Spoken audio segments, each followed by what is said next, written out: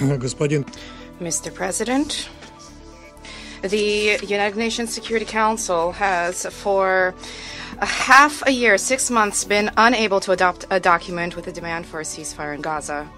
All of the attempts, time and again, came up against the resistance of the United States, who 4 times, in cold blood, cast a veto in this chamber.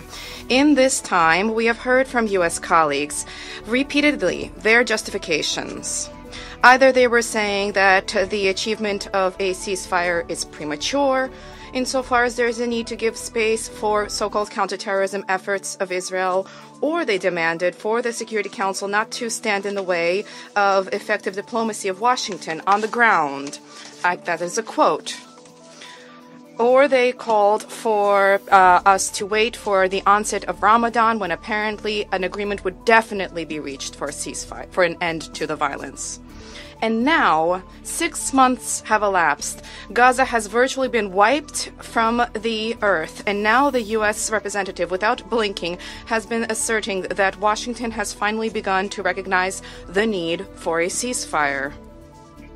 This sluggish thought process in Washington has come at the cost of the lives of 32,000 peaceful Palestinians, 2/3 of whom are women and children. And even now we have observed a typical hypocritical spectacle when, wrapped up in a ceasefire, the United States have been trying to sell a product to the membership of the Security Council and to the entire international community. They've been trying to sell something completely different, namely a diluted formulation about a definition and determination of the imperative for a ceasefire. This kind of philosophical passages about moral imperatives are seen in limited quantities in the work of Immanuel Kant.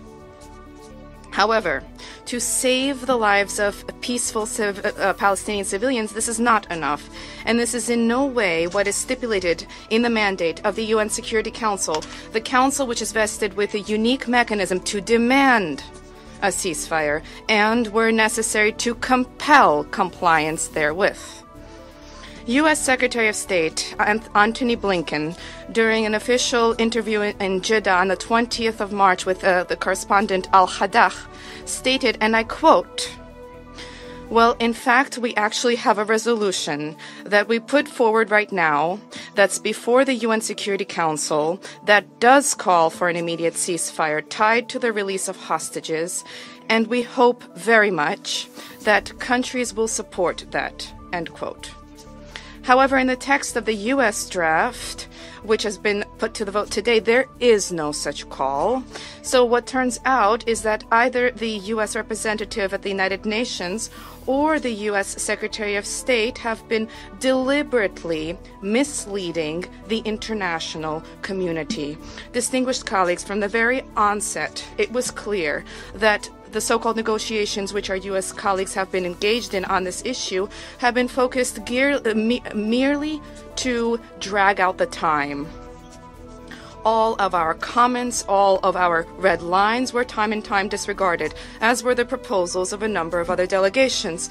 This was some kind of an empty rhetorical exercise rather than normal work on a document. The American product is exceedingly politicized, the sole purpose of which is to help to play to the voters, to throw them a bone in the form of some kind of a mention of a ceasefire in Gaza, and to establish the U.S.'s political ambitions in the region through the establishment of terrorist labels, and to ensure the impunity of Israel, whose crimes in the draft are not even assessed.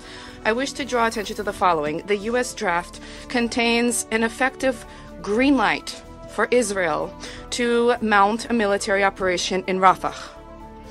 At the very least, the authors try to make it such that nothing would prevent Western Jerusalem from continuing their brutal cleansing of the south of the Gaza Strip. And what is Washington actually trying to achieve? We have already stated that we will no longer tolerate pointless resolutions which do not contain a call for a ceasefire, which lead us to nowhere. This draft should not pass with the majority of the membership to send a message about the admissibility, not the palliative, but the actual intentions of Washington. It would be very strange for us to see those members of the Council, of whom there are a majority, who understand this and who persuaded us of the deficiencies in the U.S. draft. We'd be surprised if they now lift their hands voting in favor of it. Ladies and gentlemen, if you do this, you will cover yourselves in disgrace. Consider once again, how will you look before the population of the Middle East, in front of your own populations, if you support this hypocritical initiative, which is designed to disorient the international community and essentially to undermine the authority of the Council, making sure that it cannot have an impact on the situation on the ground, that this Council will not be able to have an impact of the situation on the ground, to ensure that it not get in the way of the White House? Are you willing to play into their hands when it comes to this unsavory spectacle? The Russian Federation will not do this. As a permanent member of the UN Security Council, as one of the founders of the United Nations, we recognize the historical global responsibility we shoulder for the maintenance of international peace and security. We cannot allow the Security Council to become an instrument in the advancement of Washington's destructive policy in the Middle East. If this resolution is to be adopted, this would definitively close the door when it comes to discussions about the need for a ceasefire in Gaza. This would free the hands of Israel, and it would result in all of Gaza, its entire population, having to face destruction, devastation, or expulsion.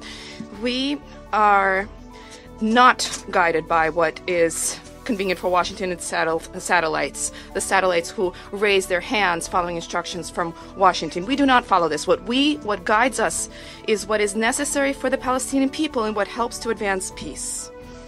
We call upon the membership of the Security Council not to allow this to occur, to vote against the U.S. draft.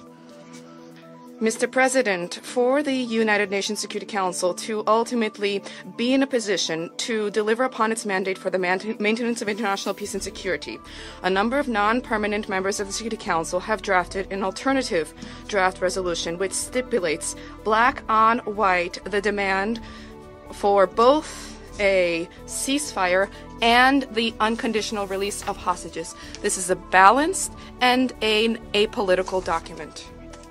We see no reason for which the membership of the Security Council, for the members of the Security Council not to support this, unless a ceasefire and the release of hostages is not part of their plans.